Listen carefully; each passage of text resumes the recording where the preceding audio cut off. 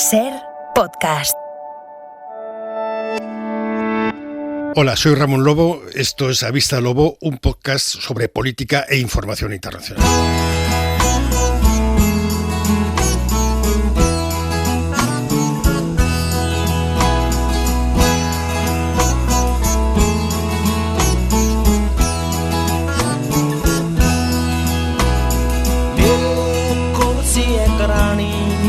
शायद मैं कहमा ओदे कोल सी मैं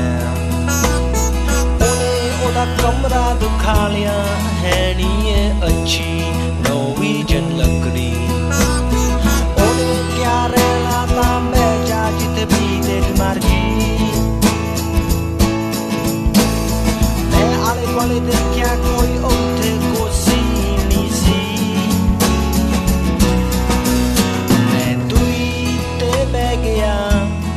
समा सोच के ओदी शराब पी के असी 2 बजे तक गल्लां कीतियां फे ओने क्या सौंदा समा हो गया. Ramón Lobo, buenos días. Muy buenos días y fríos aquí en Madrid. Fríos también en Washington, desde donde te hablo. ¿Cómo estás? Bien, triste, pero bien. No. Triste por Almudena Grandes, por el vacío que deja. Y espero que... Ayer puse un tuit que espero que tenga fortuna, y ya sabemos que es a las 11 de la mañana en el Cementerio Civil mañana, me gustaría que tuviera una despedida como la de Saramago en Lisboa, que sus lectores vayan a ese acto con un libro en la mano y se lo muestren en señal de agradecimiento. Ayer me enviaste algunas fotografías de presentaciones de libros en las que habías coincidido, ¿no?, con ella.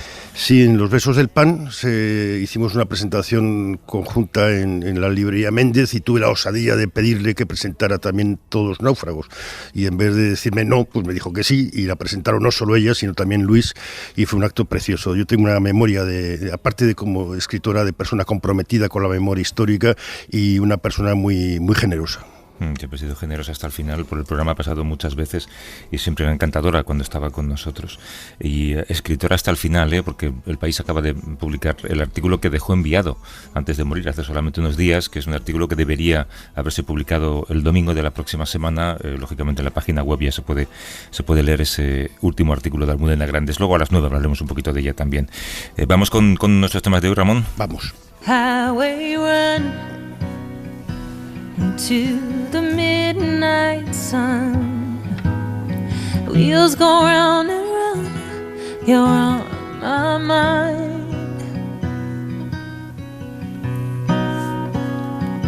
Por cierto, ¿te inquieta la nueva variante? Sí, estoy pensando en suspender el viaje. Con desesperación de Bru, pero lo decidiré el martes. Ay, pobre Bru, le estás mareando mucho con este viaje. Sí, bueno, es en respuesta a lo que me mareo el amigo con las fechas. Eso también es verdad. Sabes que aquí es complicado porque las normas de uso de mascarilla dependen de cada lugar, de cada estado, y no solamente de cada estado, de cada condado, y hay casos paradójicos. Hay una calle, por ejemplo, que se llama la avenida Western, que una acera pertenece a Washington, la otra acera pertenece a Maryland. Entonces, en función de en qué lado de la calle estás, o si cruzas la calle, tienes que ponerte o no la mascarilla. Es un poco más complicado. Aquí lo que está muy claro es que mientras que no se vacune todo el planeta, siempre habrá variantes. Por muchas vacunas que nos pongamos el primer mundo rico, por muchas tercera, cuarta, quinta dosis, mientras que no se vacune todo el mundo, los más pobres, no va a ser posible parar esto. Sí, el mapa, si lo vemos con colores, África destaca de nuevo, ¿no? Oye, la primera vuelta de las elecciones presidenciales en Chile, el día 21 de noviembre, dejó un resultado inesperado, porque José Antonio Kast, que es un ultraderechista nostálgico de Augusto Pinochet, se hizo con el primer puesto y está a un paso de ser el próximo inquilino del Palacio de la Moneda, que es la sede del presidente del país. Falta la segunda vuelta, pero es el mejor colocado. Sí, hace unos meses no era nadie, estaba en el cuarto puesto, pero ha ido subiendo y al final ha quedado primero, no por mucho, pero un 27,9 contra un 28 o 26, o 25,8 de Boric, no sé si lo pronunciamos a la española yo creo que es un apellido de origen balcánico, pero bueno, está todo por decir, veremos a ver. Lo que sí que está claro es que se ha roto el pacto de entendimiento entre la democracia cristiana y la izquierda moderada que había después de Pinochet, de alternancia. Los dos candidatos rompen este pacto. curioso porque recuerdo que lo hablamos en este programa, ¿no? Hace un par de años el país vivía grandes revueltas sociales, los legisladores recogieron las quejas de la ciudadanía, se comprometieron a fundar un nuevo Chile, nosotros lo hablábamos como ejemplo incluso, y parecía que la izquierda tenía el terreno abonado para obtener la victoria, pero este giro de guión lo cambia todo ahora. Sí, un poco ha fallado el candidato de la derecha, que era el que tenía todos los visos de poder ser el sustituto de Piñera. Pero bueno, ahora veremos qué es lo que ocurre, porque como dices, Kant es un representante de Trump, amigo de Vox, derecha cristiana, pide perdón a los militares por lo que se le ha hecho, no sé qué se le ha hecho exactamente a los militares después de lo que hicieron ellos. Y bueno, y Boric es un líder de izquierda, de calle, es un hombre muy joven, 35 años, que podría ser un equivalente ese movimiento a lo que fue aquí Podemos al principio, en el 2015. Entonces, bueno, está muy polarizado todo y veremos cómo se decanta Chile y sobre todo cómo se reconstruyen después los puentes. Para entender mejor lo que está ocurriendo en aquel país, contamos con el periodista chileno Claudio Soto Coronado, máster en Ciencias Políticas por la Universidad de Chile, colaborador del diario El Mercurio, nos atiende desde Terrassa, en Barcelona. ¿Cómo estás, Claudio? Buenos días. Buenos días, Ramón. Buenos días, Javier. Gracias por la invitación. No, gracias a ti por estar despierto a estas horas con nosotros. La izquierda, Claudio, tiene poco más de 2 semanas para movilizarse contra el populismo de Kast. La segunda vuelta es el 19 de diciembre, si no estoy equivocado. ¿Qué crees que puede ocurrir? Así es, estamos en realidad frente a un panorama bastante incierto, porque se ha dicho que desde el regreso de Chile a la democracia a comienzos de los 90, estas son las elecciones más polarizadas que ha habido.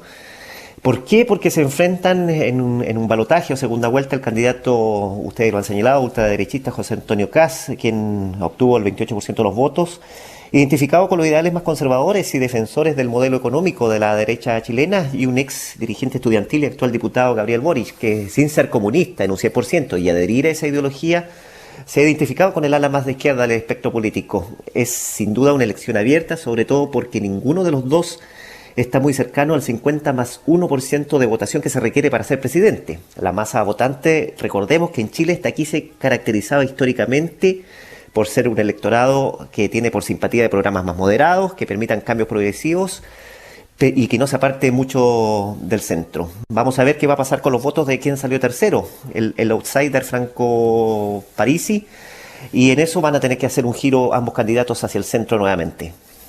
En realidad quien ha ganado las elecciones es la abstención, con algo más del 50%. ¿Cómo se puede entender esa apatía electoral? Mira, los análisis post-elecciones del 21 de noviembre pasado dejaron un dato bien clave. Votaron por Boric todos los votantes menores de 30 años en la región metropolitana, la más poblada a nivel nacional, y en el exterior, incluido España.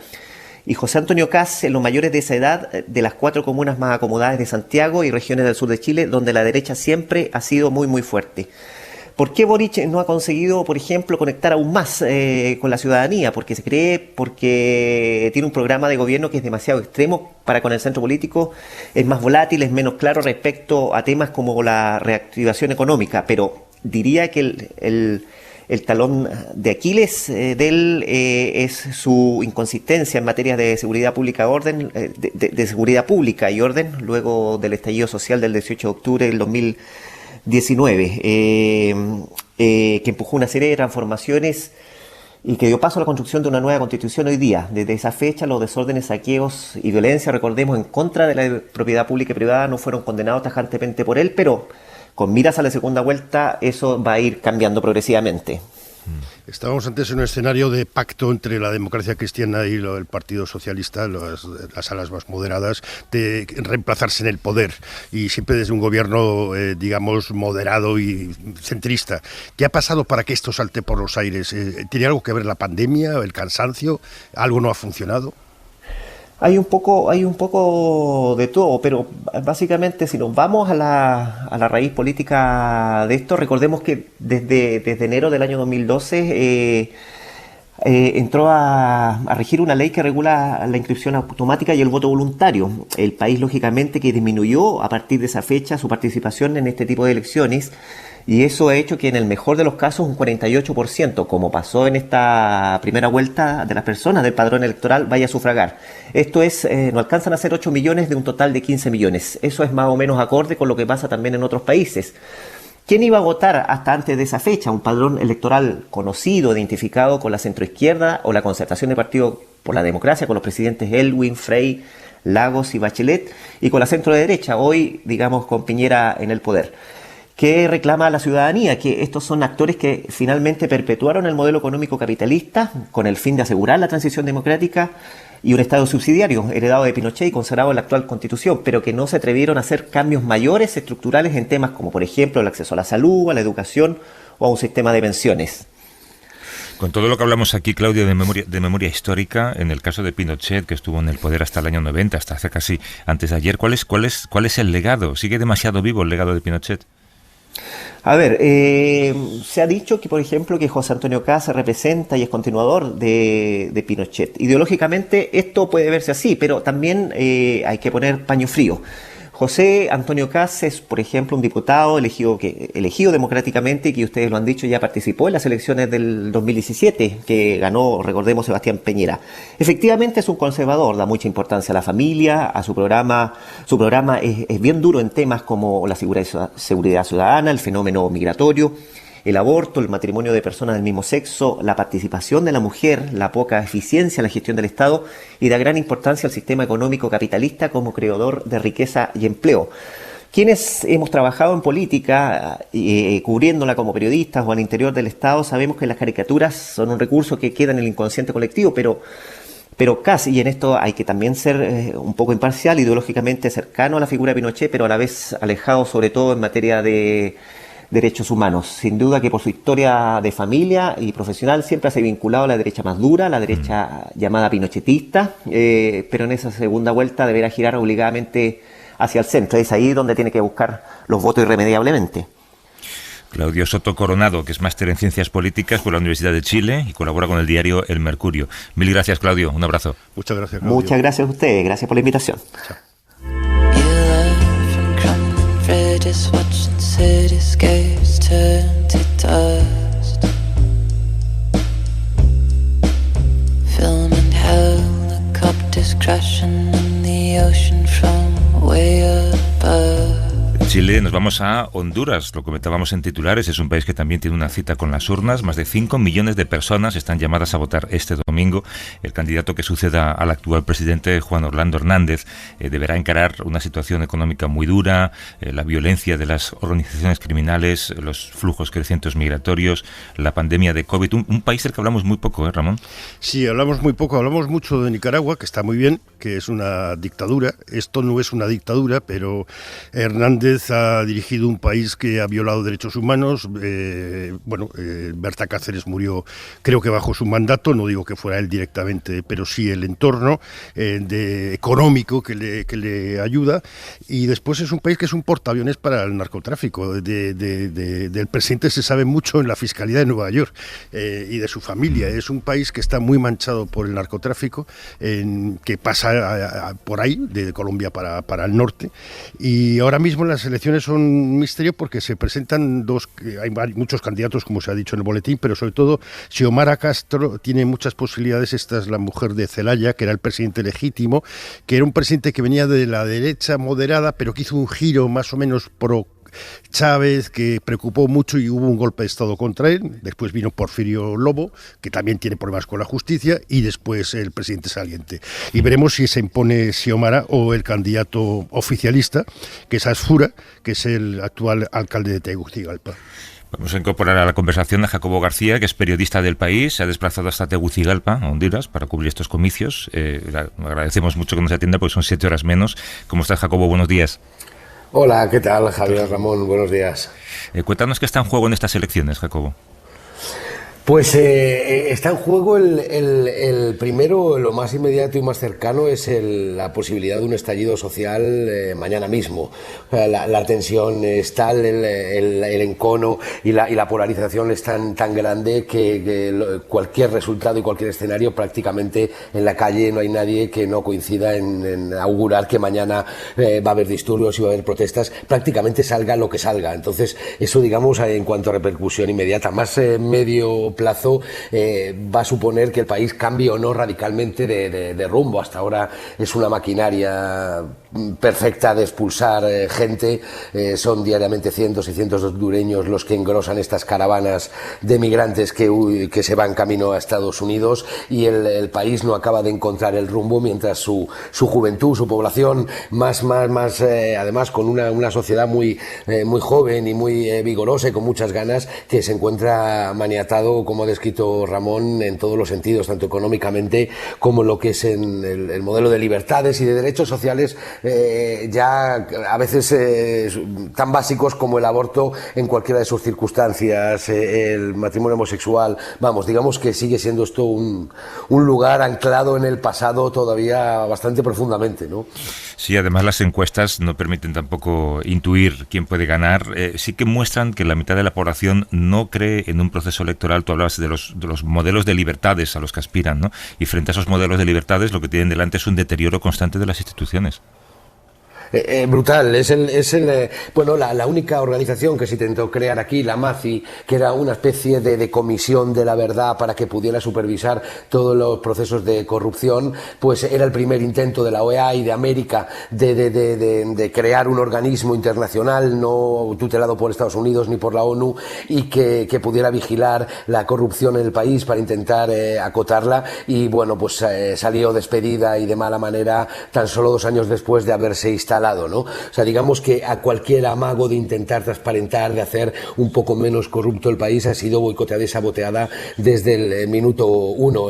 La conclusión es que en lo que son encuestas como las que hace el Latinobarómetro sobre la confianza en la democracia, Honduras es el país que ocupa el último lugar en confianza sobre el modelo que está viviendo, y prácticamente le da igual tener una dictadura o una democracia. Solo el 30% piensa que la democracia es el mejor sistema para funcionar, y en ese contexto es en el que se dan estas elecciones de mañana, ¿no? Con mucha gente joven y muy desconfiada de este modelo. Es el penúltimo país después de Haití en el índice de desarrollo humano de América Latina, pese que al programa supervivientes que hacen allí nunca habla de pobres, solo habla de gente que está haciendo allí el payasete, ¿no? También es un país muy duro para los defensores de los derechos humanos y los defensores medioambientales, ¿no?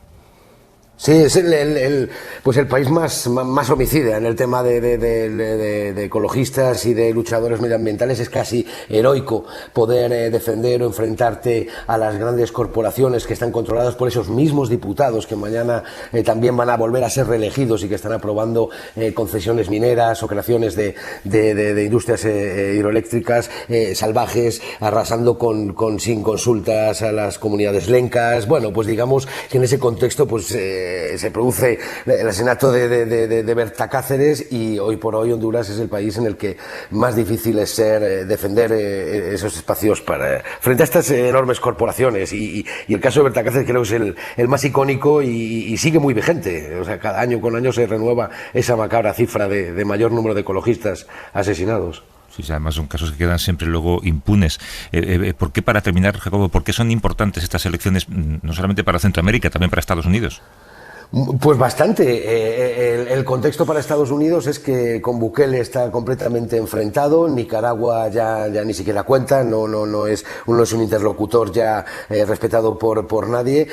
Guatemala hay un distanciamiento también grande. O sea, Estados Unidos está perdiendo mucho peso en una zona que tradicionalmente era de su control y era su patio trasero de alguna forma, ¿no? Entonces, Xiomara Castro ha insinuado que quiere abrir la puerta a China, y eso supondría, bueno, pues una entrada de un actor nuevo tan cerquita de Estados Unidos que afecta, y ya no solo a Estados Unidos.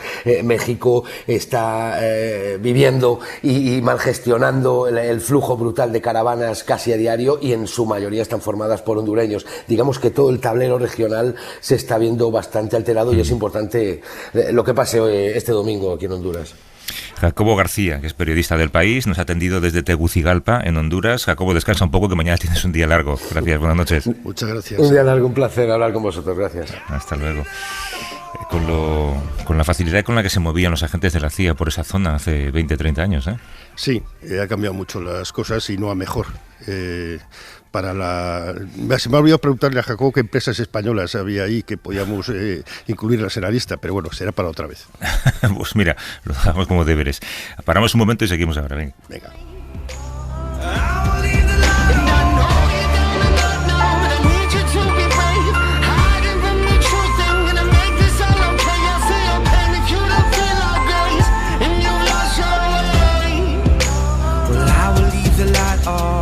Ser Podcast.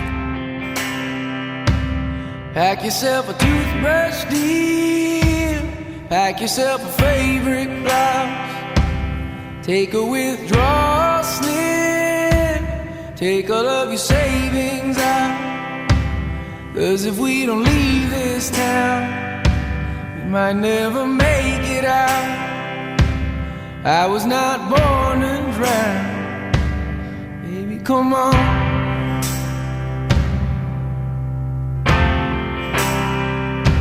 Forget what Father Brennan said. We were not born in sin. Leave a note on your bed. Let your mother know you're safe. And by the time she wakes, we'll have driven through the state. We'll have driven through the night. Baby, come on.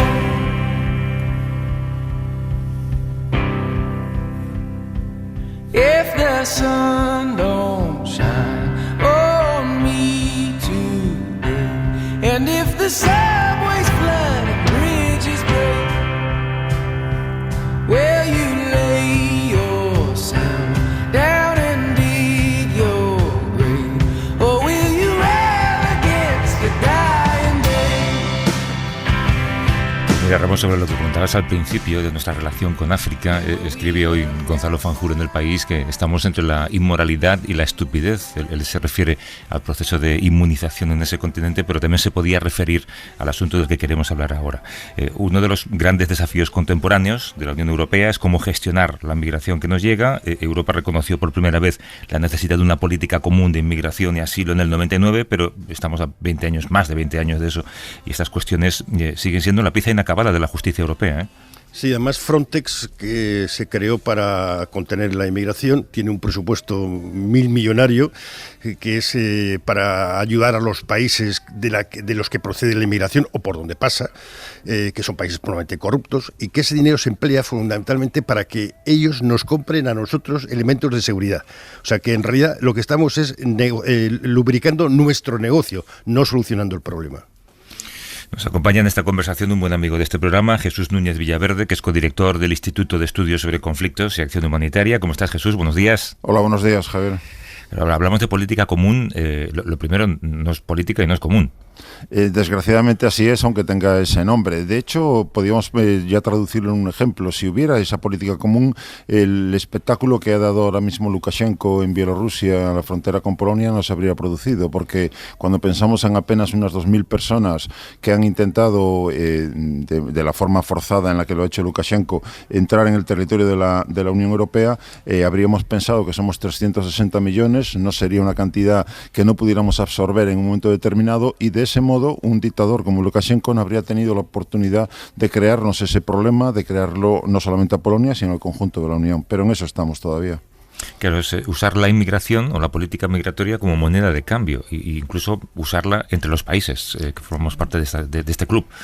Efectivamente, pero le funciona, Javier, porque pensemos por un lado en el señor Erdogan en Turquía, que ya ha recibido más de 6.000 millones en varias entregas a cambio de cerrar la puerta a la desesperación de miles de personas que intentaban llegar desde Siria, desde Afganistán y otros lugares hacia el territorio de la Unión Europea, o pensemos en Mohamed VI en Marruecos y encontramos la misma historia, dinero, como mínimo dinero a cambio de colaborar y de cerrar la puerta. Pero es que la política común de la la Unión Europea, que ya digo, sigue con ese nombre, básicamente el modelo que hemos ido desarrollando consiste, por un lado, en crear vallas y muros más altos que no sirven para nada. Hay un dato que yo creo que nos sirve para entender el mundo de hoy. Cuando terminó la Segunda Guerra Mundial había 7 muros en el mundo, entre países. Cuando cayó el muro de Berlín había 15. Hoy en día hay 63. Por lo tanto, vamos en contracorriente, un mundo cada vez más globalizado, más interconectado, y sin embargo estamos viendo cómo se crean más barreras que, por otro lado, y eso es para mí lo más tremendo, no sirven, es que ni siquiera sirven para los que creen que el objetivo fundamental es evitar que lleguen a nuestro territorio. Luego, desde ese punto de vista, hablamos de una política común que además añade la asistencia técnica a nuestros vecinos para que hagan el trabajo sucio, de servir de filtro para que no lleguen a nuestros territorios, y por otro lado, vamos paseando por algunos países con la chequera en la mano para pagar para que ellos, los de origen y los de tránsito, frenen en origen ya esos movimientos. Por lo tanto, una política, como digo, que lo que destacaría sobre todo es que encima no funciona. Tenemos 3 mares, o hay muchos mares, pero aquí en Europa sobre todo tenemos 3 mares de silencio, donde las personas mueren sin nombre, en el Atlántico, en el Mediterráneo, y ahora en el Canal de la Mancha. La derecha tiene un discurso muy claro: no queremos inmigración, sobre todo la extrema derecha, habla de los nenas y los menas y tal. La izquierda en realidad tampoco tiene un discurso claro, porque entre que entren todos a que no entre ninguno, hay muchísimas opciones, sobre todo cuando tenemos una pirámide poblacional que va a exigir que tengamos inmigrantes integrados que trabajen y paguen impuestos. Pero evidentemente a la derecha también le interesa que haya lo que se llamaba en su momento un ejército de reserva que se puede explotar fácilmente, y por lo tanto, aunque su discurso intenta asociar en muchos casos los flujos migratorios con terrorismo, lo cual es un argumento muy, muy forzado, pero que vienen otra los vez... malos, es lo que suelen decir. Claro. Eso es, vienen los malos. A eso se añade de vez en cuando algún jerarca de la Iglesia Católica, que también, en el caso de España concretamente, ha hecho ver que no es trigo limpio todo lo que entra, o recordemos exministros de Interior que decían que no había que salvar a personas cuya vida estuviera en peligro en mitad del mar, con lo cual daba a entender su ignorancia sobre el derecho del mar, y también mostraba la incoherencia clara entre los valores y principios que decimos defender y lo que luego hacemos, que es algo que caracteriza en su conjunto a los gobiernos de la Unión Europea. Gobiernos que sean del color que sean también, y sobre todo, como decía Ramón, si son gobiernos de centro-izquierda o de izquierda, se encuentran atrapados en ese cortoplacismo en el que nos movemos habitualmente, que significa que si dan paso a algún tipo de medida que alguien puede interpretar como favorable a los inmigrantes, inmediatamente va a suponer, en ese auge del populismo en el que estamos metidos, va a suponer directamente una crítica porque nos roban, vienen a quitarnos lo que es nuestro y encima le damos cosas que no le damos ni siquiera a los nuestros. Luego todo eso se traduce luego en pérdidas electorales. Conclusión, yo creo que solo tenemos la excepción de la señora Merkel, que en su día, recordaréis, 2015-2016, aquello le costó el permitir la entrada a más de 1 millón de personas, le costó luego perder la mayoría absoluta, pero ante ese ejemplo el resto de los gobiernos siguen hoy en día paralizados. Si existiera o se sentaran a diseñar esa política común de la Unión Europea para gestionar la migración, ¿cuál sería tu propuesta? Una propuesta arriesgada. Creo que es una propuesta, fíjate que no es ninguna fórmula mágica, desde luego, porque no la tenemos y no sirve para todas las sociedades en todos los momentos, pero desde luego cuando lo miramos desde la Unión Europea, primero y sobre todo es que necesitamos que vengan, lo ha dicho Ramón hace un momento, por un envejecimiento de nuestras propias sociedades. Si queremos mantener nuestros estados de bienestar tal como los conocemos, y sin que eso sea la solución, pero desde luego es un parche que nos conviene que se produzca, necesitamos que vengan. Por lo tanto, primero, ¿qué estamos haciendo con los que ya están aquí? Y con los que están ya aquí, pues la fórmula es también bien conocida: igualdad de derechos e igualdad de deberes. ¿Cuánto tiempo vamos a mantener una persona que no pueda participar en la vida política residiendo aquí? ¿Cuánto tiempo vamos a seguir pagando diferentes salarios por igualdad de trabajo a personas que al no tener papeles no pueden ni siquiera denunciar a su explotador? Por otro lado, ¿qué estamos haciendo con los que están viniendo? En fin, es que acabo recurriendo siempre a la misma historia. Es que mi abuelo gallego, mis tíos gallegos, cuando se fueron a Alemania a trabajar, no se fueron en manos de una mafia, se fueron con un contrato. Por lo tanto, ¿por qué? Porque había acuerdos de gobierno a gobierno que permitían que esos movimientos de población se produjeran por canales transparentes. Y sin embargo, hoy no dejamos que nuestros consulados y nuestras embajadas sirvan como territorio para que esas personas puedan presentar allí sus solicitudes de asilo asilo o de refugio, etcétera, con lo cual los condenamos a ponerse en manos de mafias. Es que a día de hoy, cuando la Unión Europea dice que ha llegado a un acuerdo con los guardacostas libios, ¿quiénes son los guardacostas libios? Son mafias criminales, puesto que no hay una autoridad efectiva en Libia, por ponerlo como mínimo ejemplo. Y luego, y sobre todo, ¿qué estamos haciendo para contribuir a que puedan tener unas condiciones de vida digna en sus lugares de origen? Es decir, ¿qué hace la Unión Europea en términos no ya de ayuda al desarrollo, de ese mítico 0,7% del PIB dedicado al desarrollo de los menos favorecidos, sino comercio justo? ¿Qué estamos haciendo en términos de comercio justo? No hay ni siquiera, hoy en día, la llamada ronda Doha del desarrollo está en la papelera. Y no hay ninguna negociación a escala mundial sobre nuevas reglas comerciales, con lo cual estamos condenando a esos países a que no puedan entrar en los mercados internacionales, por lo tanto no puedan tener a su gente trabajando y con un poder adquisitivo que les permita desarrollar una vida digna en sus propios países. Por lo tanto, si quisiéramos que no vengan, si nuestro deseo fuera evitar que vengan, pues tenemos muchos medios, desde luego la Unión Europea los tiene, para contribuir a que allí puedan vivir dignamente. Y sin embargo, en lo que estamos es Frontex una vez más, vallas una vez más, y de ese modo nos condenamos al espectáculo que estamos dando, incoherente con nuestros valores y con nuestros principios. Claro, mientras la derecha insiste en esto de que vienen a quitarnos el trabajo, estamos contratándolos por un sueldo miserable, externalizando fuera de nuestro país una labor que no queremos hacer, ¿no? Mencionabas antes el Canal de la Mancha. El miércoles pasado un naufragio dejó 27 migrantes muertos cerca de la ciudad de Calais. Intentaban llegar al Reino Unido. Este punto del mapa se está convirtiendo también en el centro de una disputa diplomática entre Francia y Gran Bretaña con el Brexit de fondo. Begoña Arces, corresponsal de la SER en Londres. ¿Cómo estás, Begoña? Buenos días. Hola, buenos días. Buenos días. Gran Bretaña ha pedido a Francia nuevas soluciones después de este naufragio. No sé en qué puede derivar esta situación ahora. Bueno, lo primero que hay que decir es que desde hace 3 años se ha incrementado esas travesías en el Canal de la Mancha. Es una ruta cada vez más utilizada por los traficantes de inmigrantes y de refugiados, porque las tradicionales, que eran los contenedores y los ferries, pues hay mucho menos tráfico debido al Brexit, debido al coronavirus. Esta es una vía de 50 kilómetros, es un método peligrosísimo, porque esta vía en el Canal de la Mancha es una de las más transitadas del mundo por la navegación internacional. Estas pequeñas lanchas comparadas con los barcos inmensos que están cruzando continuamente el Canal de la Mancha es realmente un suicidio. Como estabais hablando, ha habido una tragedia esta semana, pero lo cierto es que este año han llegado 23.500 personas que se han podido contabilizar a las costas británicas procedentes del Canal de la Mancha, y que es un tráfico que va a más, porque ahora mismo se considera que es el que menos controles tiene y el que tiene más posibilidades de poder llegar, digamos, a puerto británico con éxito. ¿Y esta crisis migratoria es un problema para Boris Johnson, no es un argumento?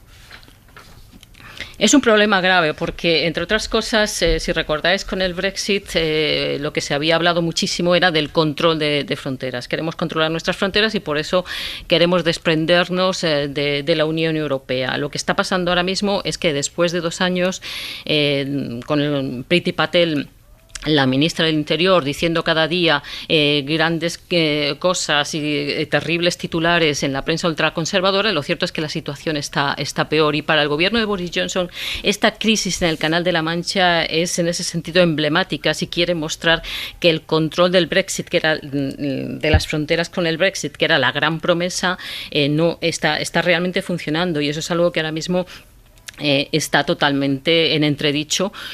Priti Patel, que, insisto, es la ministra muy ultraconservadora, está haciendo propuestas realmente peregrinas en un papel que se filtró en un documento del Ministerio del Interior.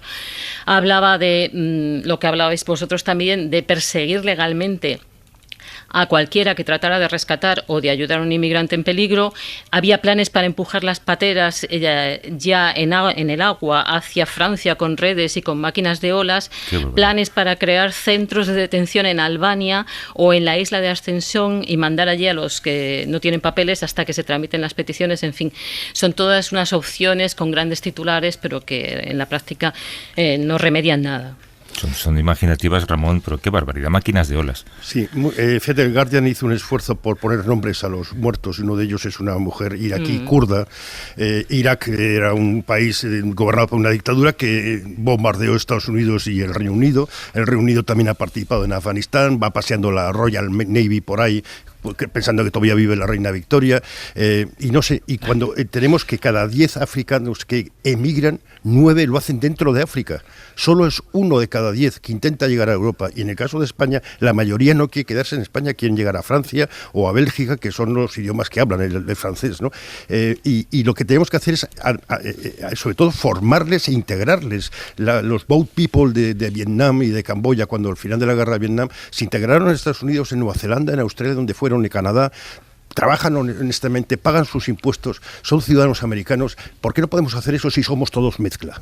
Pero es que frente a esa realidad, que es bien obvia y las cifras están ahí, está habiendo una estrategia que funciona. Fijaos en las encuestas que se hacen en general en los 27 países de la Unión Europea, de las cuales sale que la percepción de cuántos extranjeros cree usted que hay en su país está siempre en el doble de los que realmente hay. Por lo tanto, se ha transmitido una imagen falsa, en todo caso, que alimenta esa percepción de amenaza, esa percepción de me quitan lo que es mío y lo que hemos conseguido hasta ahora, cuando en realidad estamos hablando de una Unión Europea que ahora, ya sin los británicos, estamos 360 millones de personas en la Unión Europea y hay 35 millones de personas que han nacido de un país de fuera de la Unión, lo cual quiere decir también de Estados Unidos y de otros lugares. Quiero decir, no es todos 35 millones de desesperados muertos de hambre como algunos quieren hacer ver. Luego, frente a esa realidad, lo que falta a día de hoy, para empezar, es pedagogía política, es decir, gobiernos que expliquen realmente a su población cuál es la realidad de un mundo globalizado en el que los flujos de población son un fenómeno más. Yo creo que en España, por ejemplo, no se ha vuelto a repetir un ejercicio que se hizo, estoy hablando ahora de hace 12 años aproximadamente, de la Oficina Económica de la Presidencia del Gobierno, que mostró incluso desde el punto de vista estrictamente contable que era un buen negocio, ya si nos ponemos en esos términos, la inmigración, en el sentido de que era mucho menor el volumen de dinero empleado en políticas sociales con inmigrantes de lo que el Estado sacaba de esos inmigrantes, ya digo, en términos estrictamente contables. Ese tipo de ejercicios son muy necesarios para precisamente cambiar esa percepción. Y en esa tensión entre Londres y París, ¿qué le pide Johnson a Macron? Begoña, le pide que ponga, no sé, redes en los puertos para que no salgan los barcos. Bueno, aquí hay un conflicto entre estos dos hombres y un grave incidente diplomático, una guerra entre Londres y París. Resolver el problema en el Canal de la Mancha requiere colaboración de los dos países. El Reino Unido viene a decir que sin papeles se están partiendo de Francia, que Francia debe resolverlo. Alguien comentaba el otro día que para el gobierno de Boris Johnson, cuando se trata de pesca, lo que hay en el agua es cosa suya, pero cuando lo que hay en el agua son emigrantes es cosa de Francia. Los franceses dicen que Francia es un país de paso porque a donde todo el mundo quiere ir, los que están en Calais, es al Reino Unido. Boris Johnson lo que quiere es que haya patrullas compartidas en la parte francesa, en las costas francesas, es decir, que fuerzas de seguridad británicas vayan a Francia a patrullar. Y Francia dice que eso atenta a su soberanía, que eso es imposible. Boris Johnson cree que Emmanuel Macron quiere castigarles por el Brexit. Francia cree que el gobierno de Johnson está utilizando todas estas fricciones para tratar de ganar puntos fáciles en la opinión pública de aquí del Reino Unido. Johnson está viviendo horas muy bajas aquí. Macron tiene unas elecciones presidenciales la próxima primavera y de ahí que la politización de este tema sea tan difícil de solucionar. Hoy, como sabéis, habéis hablado de la cumbre que hay en Calais, pero por supuesto la ministra de Interior no va, la ministra del Interior británica, cuando el Reino Unido es la gran parte de este problema en el Canal de la Mancha, un protagonista principal. Begoña Arce, corresponsal de la SER en Londres. Gracias, Begoña. Un abrazo. Muchas gracias. Un saludo a todos. Por madrugar. Hasta luego. Claro, Jesús, nos queda un minuto solo, pero yo tengo la sensación de que a lo mejor las instituciones europeas están inmunizadas frente a estas pequeñas tragedias, ¿no? 20 muertos, 27 muertos, una patera hundida, 30 muertos. ¿Qué tendría que pasar? ¿Qué límite queda de aguante para que hagamos algo, para que reaccione? Mi única esperanza a día de hoy ya es sociedad civil, es decir, cualquiera de nosotros que sea más coherente entre lo que decimos y lo que hacemos y que eso se traduzca en presión política, en incidencia, para para que nuestros gobiernos cambien el enfoque. Yo sigo partiendo de la idea de que para todo gobernante de la Unión Europea hoy la guerra del fin del mundo son las siguientes elecciones. Luego todo lo basan y todo lo calculan en función de ese esquema, de tal modo que si en ese corto plazo en el que se mueven este tema tuviera otro enfoque, fuera, ya digo, un elemento de presión y de movilización, creo que eso es lo que podría hacer cambiar sus enfoques, porque quieren conservar el poder y quieren ganar las siguientes elecciones. Si por el contrario no es así, pues seguirán pensando que descontando esa cuestión y enfocándola desde un punto de vista securitario, que es como lo están haciendo hoy, pues que le pueden salir las cuentas todavía, por desgracia. Como se ha hablado muchas veces, ¿no? El objetivo de los políticos solía ser cambiar el mundo, ahora es conseguir el poder. Jesús Núñez Villaverde, codirector del Instituto de Estudios sobre Conflictos y Acción Humanitaria. Gracias, Jesús, como siempre, un abrazo. Encantado, buenos días. Hasta luego. Y hasta luego, Ramón. Hasta luego.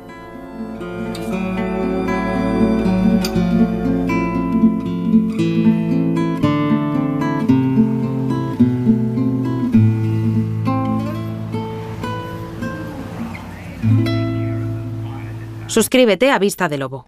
Todos los episodios y contenidos adicionales en la app de Cadena SER y en nuestros canales de Apple Podcast, Spotify, iVoox, Google Podcast y YouTube. Escúchanos en directo en la SER los domingos a las 8 de la mañana. Cadena SER.